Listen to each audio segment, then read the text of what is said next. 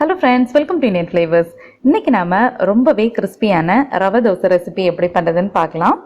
அதுக்கு முன்னாடி என்னோட சேனலை நீங்க ஃபர்ஸ்ட் டைம் விசிட் பண்றீங்க அப்படின்னா ப்ளீஸ் மறக்காம சப்ஸ்கிரைப் பண்ணிக்கோங்க. கூடவே பக்கத்துல இருக்க பெல் ஐக்கனை கிளிக் பண்ணிக்கோங்க. இப்போ ஒரு பவுல்ல அரை கப் அளவு வறுக்காத ரவை ஆட் பண்ணிக்கோங்க. அதுக்கு கூடவே ஒரு அரை கப் அளவு அரிசி மாவு ஆட் பண்ணிடலாம். நீங்க இடியாப்ப மாவு கூட ஆட் பண்ணிக்கலாம். அடுத்தது ஒரு 2 டேபிள் ஸ்பூன் அளவு மைதா. நீங்க கோதுமை மாவு கூட ஆட் பண்ணிக்கலாம். அடுத்தது ஒரு அரை டீஸ்பூன் அளவு சீரகம், அரை டீஸ்பூன் அளவு முழு மிளகாய் இடிக்கல்ல நல்லா தட்டி எடுத்து வச்சிருக்கேன். இந்த மாதிரி ஃப்ரெஷ்ஷாக ஆட் பண்ணுறதுனால நல்ல வாசனையா இருக்கும். அடுத்தது காரத்துக்கு தகுந்தாப்புல ஒரு 2 பச்சை மிளகாவை கட் பண்ணி ஆட் பண்ணிக்கோங்க. அடுத்தது கொஞ்சம் கருவேப்பிலை, அப்புறமா கொஞ்சம் மல்லி இலை, இது எல்லாத்தையும் கட் பண்ணி ஆட் பண்ணிக்கோங்க. அடுத்தது ஒரு சின்ன துண்டு இஞ்சியை தோல் சீவிட்டு பொடி பொடியாக நறுக்கி அதையும் ஆட் பண்ணிடலாம். அடுத்தது ஒரு 1/4 டீஸ்பூன் அளவு பெருங்காயத்தூள், இதெல்லாம் சேர்த்துட்டு தேவையான அளவு உப்பு ஆட் பண்ணிக்கலாம். ஒரு வாட்டி நல்லா கலந்து விட்டுக்கோங்க.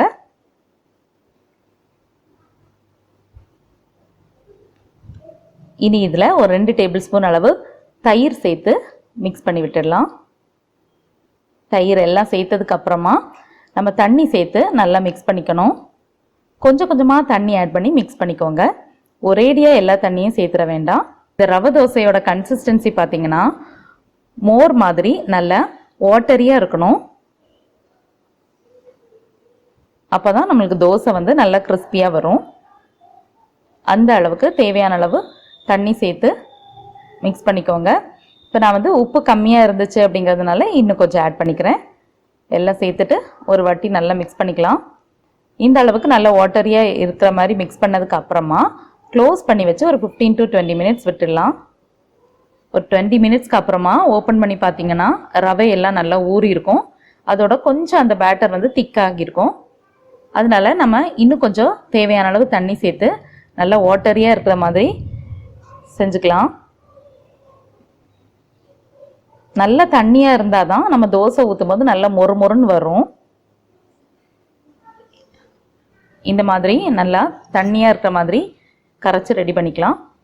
அடுத்தது நம்ம தோசையை ஊற்றுறதுக்காக தோசைக்கல் நல்லா காய விட்டுடுங்க. தோசைக்கல் நல்லா சூடாக இருக்கணும். இப்போ நல்லா சூடானதுக்கப்புறமா மாவெடுத்து நம்ம சேர்த்துடலாம். தோசைக்கல் நல்லா சூடாக இருந்தால் தான் இந்த மாதிரி ஹோல்ஸ் வரும்.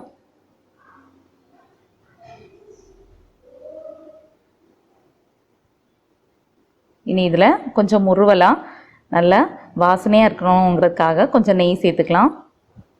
நெய்க்கு பதிலாக நீங்கள் எண்ணெய் கூட ஆட் பண்ணிக்கலாம். கொஞ்சம் நேரத்திலே இந்த மாதிரி நல்லா செவந்து வரும். பாருங்கள், நம்மளோட தோசை கிறிஸ்பியாக ரெடி ஆயிடுச்சு. உங்களுக்கு பார்க்கும்போதே தெரியும் எவ்வளோ கிறிஸ்பியாக இருக்குது அப்படின்னு. இன்னொன்று ஊற்றி காமிக்கிறேன். ஒவ்வொரு வாட்டி ஊற்றும் போதும் நல்லா கலந்துட்டு ஊற்றுங்க, இல்லைன்னா அந்த ரவை எல்லாமே அடியில் போய் தங்கிடும். கொஞ்சம் நெய்யும் மேலே ஆட் பண்ணிடலாம்.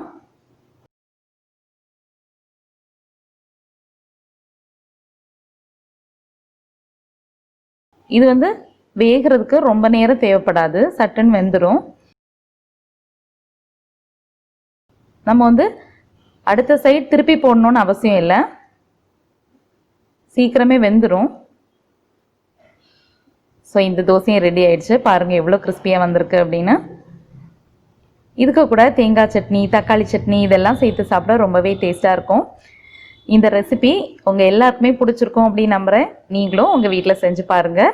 சின்னவங்கலேருந்து பெரியவங்க வரைக்கும் கண்டிப்பாக விரும்பி சாப்பிடுவாங்க. செஞ்சு பார்த்துட்டு ஃபீட்பேக் சொல்ல மறக்காதீங்க. இன்னொரு நல்ல வீடியோவில் உங்கள் எல்லாரும் மீட் பண்ணுறேன். தேங்க்ஸ் ஃபார் வாட்சிங் ஃப்ரெண்ட்ஸ். பாய்.